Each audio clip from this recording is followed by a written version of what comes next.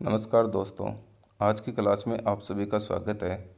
आज हम कक्षा 12 की जो सेकंड पुस्तक है कंपनी खाते एवं वित्तीय विवरणों का विश्लेषण, उसमें जो पहला अध्याय अंश पूंजी के लिए लेखांकन को शुरू कर रहे हैं। देखिए, अंश पूंजी के लिए लेखांकन का अध्याय है वो शुरू करने से पहले हम इस अध्याय में कंपनी के बारे में पढ़ेंगे। कंपनी क्या होती है, कंपनी कितने प्रकार की होती है, दायित्व के आधार पर कंपनी कितने प्रकार की होती है, अंश कितने प्रकार के होते हैं, अंश पूंजी कितने प्रकार की होती है, आदि बातों का हम अध्ययन करेंगे। उसके बाद में इसके जो न्यूमेरिकल क्वेश्चन है, जो शेयर इश्यू करने से संबंधित है, शेयर फॉरफिटेड करने से संबंधित है, उनका अध्ययन हम आगे की क्लासों में करेंगे। तो चलिए, आज की क्लास में हम कंपनी का अर्थ, कंपनी की विशेषताएं और कंपनी के प्रकारों के बारे में अध्ययन करेंगे। तो शुरू करते हैं। देखिए, आपके सामने स्क्रीन पर कंपनी की परिभाषा लिखी गई है कि कंपनी अधिनियम 2013 की धारा 220 के अनुसार कंपनी से आशय इस अधिनियम के अंतर्गत या पूर्व के किसी कंपनी अधिनियम के अंतर्गत पंजीकृत कंपनी से है। देखिए, वर्तमान में जो कंपनी अधिनियम 2013 लागू हो रहा है, इससे पहले जो कंपनी अधिनियम था वो 1956 का था। तो कंपनी की परिभाषा ये कहती है कि वर्तमान के कंपनी अधिनियम या पूर्व के किसी कंपनी अधिनियम के अंतर्गत कोई पंजीकृत संस्था है, कंपनी है, तो उसे हम क्या कहेंगे? कंपनी कहेंगे। ठीक है। दूसरी परिभाषा है वो प्रोफेसर हेन्ने के द्वारा दी गई है। प्रोफेसर हेन्ने कहते हैं कि कंपनी विधान द्वारा निर्मित कृत्रिम व्यक्ति है जिसका पृथक अस्तित्व एवं अविच्छिन्न उत्तराधिकार होता है और एक सार्वमुद्रा होती है। देखिए, कंपनी विधान द्वारा निर्मित कृत्रिम व्यक्ति क्यों होती है? क्योंकि कंपनी का जो निर्माण होता है वो एक अधिनियम के तहत, कंपनी अधिनियम 2013 या पूर्व के किसी कंपनी अधिनियम के तहत हुआ है, तो कंपनी विधान द्वारा निर्मित कृत्रिम व्यक्ति होती है। अब कृत्रिम व्यक्ति क्यों होती है? क्योंकि कंपनी के पास कोई मानव शरीर नहीं होता, यानी वो एक प्राकृतिक व्यक्ति नहीं होती, एक कृत्रिम व्यक्ति होती है। एक कृत्रिम व्यक्ति की तरह वो संपत्ति खरीद सकती है, बेच सकती है, रख सकती है, लेकिन उसका कोई प्राकृतिक अस्तित्व नहीं होता। इसलिए कंपनी के बारे में कहा जाता है कि कंपनी विधान द्वारा निर्मित कृत्रिम व्यक्ति होती है, जिसका अपने सदस्यों से पृथक अस्तित्व होता है, जो अपना कार्य एक सार्वमुद्रा के द्वारा करती है। यानी कंपनी जो अपना काम है वो अपनी कंपनी की सील के द्वारा, मोहर के द्वारा करती है, जिसे कंपनी की सार्वमुद्रा कहते हैं। ठीक है। अब कंपनी की जो कुछ विशेषताएं हैं वो आपके सामने स्क्रीन पर लिखी गई है। एक एक करके हम देखते हैं कि जो अगर हमने परिभाषा को अच्छे तरीके से देख लिया है तो कंपनी की विशेषताएं इन्हीं परिभाषाओं में से निकल के आती है। तो इनको हम देख लेते हैं। नंबर एक, यह कंपनी अधिनियम 2013 या इसके पूर्व के किसी कंपनी अधिनियम के अंतर्गत समावेशित संस्था होती है। ठीक है, ये हमने परिभाषा में देख लिया। नंबर दो, यह विधान द्वारा निर्मित कृत्रिम एवं अदृश्य व्यक्ति है। ये भी हमने परिभाषा में देख लिया कि कंपनी विधान द्वारा निर्मित कृत्रिम व अदृश्य व्यक्ति होती है। कंपनी का अस्तित्व अपने सदस्यों से क्या होता है? पृथक होता है। नंबर चार, एक कंपनी का उत्तराधिकार सतत रहता है। अब कंपनी का उत्तराधिकार सतत कैसे रहता है? कि कंपनी के अगर सभी सदस्य खत्म भी हो जाए तो भी कंपनी का अधिकार क्या, अस्तित्व क्या होता है? वो चलता रहता है। तो कंपनी का उत्तराधिकार सतत होता है। नंबर पाँच है, अंशों द्वारा सीमित कंपनी में उसके सदस्यों का दायित्व सीमित होता है। अब सीमित दायित्व के आधार पर हम देखते हैं कि अंशों द्वारा सीमित हो सकता है या गारंटी द्वारा सीमित हो सकता है, वो हम आगे बढ़ेंगे। नंबर छः, कंपनी का संचालन उसके स्वामियों द्वारा चुने गए संचालकों के माध्यम से किया जाता है।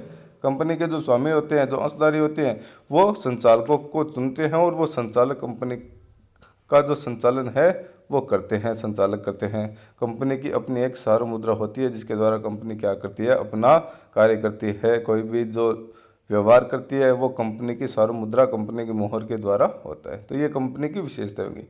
अब कंपनियों के प्रकार की बात करते हैं तो आपके सामने देखिए कंपनियों के प्रकार लिखे हुए हैं। नंबर एक पर जो एक कंपनी का प्रकार है वो लिखा है एक व्यक्ति वाली कंपनी।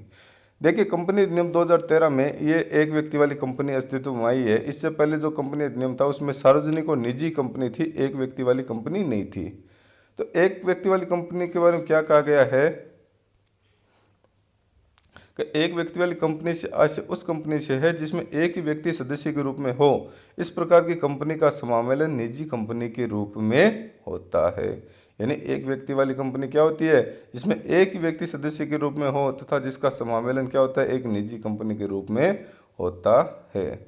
आगे देखते हैं। दूसरा होता है निजी कंपनी, प्राइवेट कंपनी। देखिए, निजी कंपनी से क्या आशय है? निजी कंपनी से आशय है कि जिसकी न्यूनतम पूंजी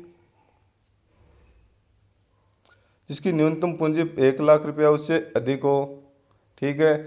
अंशों के स्थानांतरण पर प्रतिबंध लगाती हो, जिसकी सदस्य संख्या न्यूनतम 200 और अधिकतम 200 तक सीमित हो, अपनी किसी भी प्रतिभूति के क्रय हेतु जनता को आमंत्रित करने पर रोक लगाती है और अपने नाम के अंत में प्राइवेट लिमिटेड शब्द लिखती है, तो ऐसी कंपनी क्या कहलाती है? निजी कंपनी कहलाती है। तो निजी कंपनी की परिभाषा अगर कोई पूछ ले कि निजी कंपनी से क्या आशय है, तो निजी कंपनी से आशय ऐसी कंपनी से है जिसकी न्यूनतम पूंजी 1 लाख रुपये से अधिक हो, अपने अंशों के स्थानांतरण पर प्रतिबंध लगाती हो, जिसकी सदस्य संख्या न्यूनतम 2 और अधिकतम 200 तक सीमित हो, अपनी किसी भी प्रतिभूति के क्रय हेतु जनता को आमंत्रित करने पर रोक लगाती हो, अपने नाम के अंत में प्राइवेट लिमिटेड शब्द लिखती हो, तो उसे निजी कंपनी कहते हैं। अगली जो हमारी कंपनी है वो है सार्वजनिक कंपनी, पब्लिक कंपनी। देखिए सार्वजनिक कंपनी क्या होती है। सार्वजनिक कंपनी से आशय एक ऐसी कंपनी से है जो निजी कंपनी नहीं है, ठीक है, जिसकी न्यूनतम पूंजी 5 लाख रुपए या अधिक हो, जिसकी सदस्य संख्या न्यूनतम 7 व अधिकतम उसके जारी किए गए अंशों के बराबर हो सकती है। यानी अधिकतम संख्या पर कोई प्रतिबंध नहीं है, कितनी भी हो सकती है, लेकिन उसके जारी किए गए अंशों से ज़्यादा नहीं हो सकती। यदि सार्वजनिक कंपनी की सहायक कंपनी हो, यदि कोई ऐसी कंपनी जो किसी सार्वजनिक कंपनी की सहायक कंपनी हो, तो भी वो क्या कहलाएगी? सार्वजनिक कंपनी कहलाएगी। और अपने नाम के अंत में लिमिटेड शब्द लिखती हो, तो उसे हम क्या कहते हैं? सार्वजनिक कंपनी कहते हैं। तो हमने देखा निजी कंपनी में तो जो न्यूनतम पूंजी है वो 1 लाख या अधिक होनी चाहिए, और एक सार्वजनिक कंपनी में न्यूनतम पूंजी 5 लाख या अधिक होनी चाहिए। निजी कंपनी में न्यूनतम 2 और अधिकतम 200 सदस्य हो सकते हैं, जबकि एक सार्वजनिक कंपनी में न्यूनतम 7 और अधिकतम अंशों की संख्या के बराबर हो सकते हैं, या अधिकतम संख्या पर कोई प्रतिबंध नहीं हो सकते। निजी कंपनी अपने नाम के अंत में प्राइवेट लिमिटेड शब्द लगाती है, जबकि एक सार्वजनिक कंपनी अपने नाम के अंत में लिमिटेड शब्द लगाती है। ठीक है, तो इस प्रकार से हमने इनके बीच में अंतर भी देख लिए और इनका अर्थ भी जान लिया कि निजी कंपनी क्या है और सार्वजनिक कंपनी क्या है और एक व्यक्ति वाली कंपनी क्या है। अब देखिए अगला है कि दायित्व के आधार पर कंपनी कितने प्रकार की होती है। दायित्व के आधार पर कंपनी है वो 3 प्रकार की होती है। नंबर 1, अंशों द्वारा सीमित कंपनी। देखिए अंशों द्वारा सीमित कंपनी होती है कंपनी लिमिटेड बाय शेयर। ऐसी कंपनी जिसके सदस्यों का दायित्व उसके द्वारा धारित अंशों पर बकाया या अदत राशि की सीमा तक सीमित रहता है, उसे अंशों द्वारा सीमित कंपनी कहते हैं। मान लेते हैं कि एक व्यक्ति है मोहित, जिसके पास अक्स लिमिटेड के 1000 अंश है। कितने अंश है? 1000 अंश। ठीक है, और प्रत्येक अंश है वो 10 रुपए का है। ठीक है, और उस मोहित ने अक्स लिमिटेड के 10 रुपए में से 7 रुपए का भुगतान कर दिया। ठीक है, अब मोहित का है वो कंपनी के प्रति जो बकाया राशि उसका दायित्व है, तो उसका कितना दायित्व बनता है? 3000 रुपये।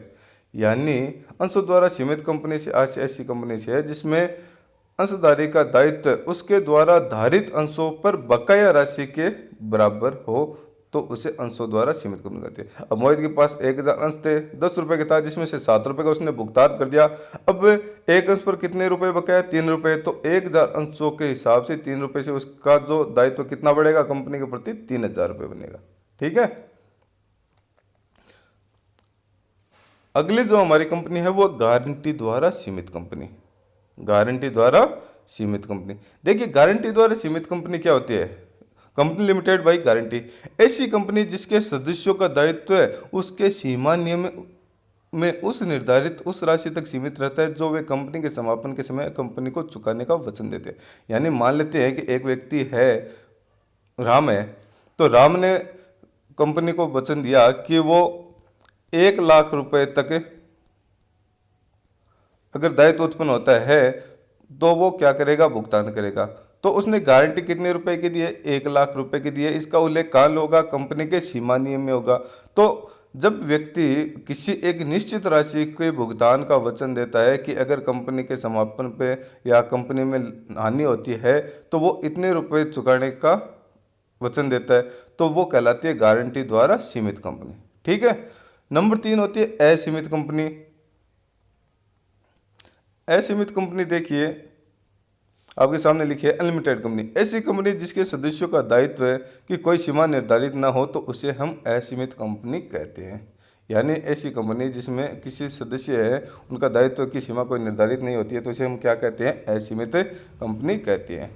तो इस प्रकार से हमने देखा कि स्वामित्व के आधार पर तो कंपनियां होगी, एक व्यक्ति वाली कंपनी, सार्वजनिक कंपनी और निजी कंपनी। और दायित्व के आधार पर कंपनियां हैं वो तीन प्रकार की हो गई, अंशों द्वारा सीमित कंपनी, गारंटी द्वारा सीमित कंपनी और असीमित कंपनी। तो इस प्रकार आज की क्लास में हमने कंपनी का अर्थ, कंपनी की परिभाषाएं, कंपनी की विशेषताएं, कंपनी के प्रकारों के बारे में अध्ययन किया है। और कंपनी में जो आगे की जो क्लास है उसमें हम अंशों के बारे में, अंश पूंजी के बारे में, अंशों के निर्वहन के बारे में अध्ययन करेंगे।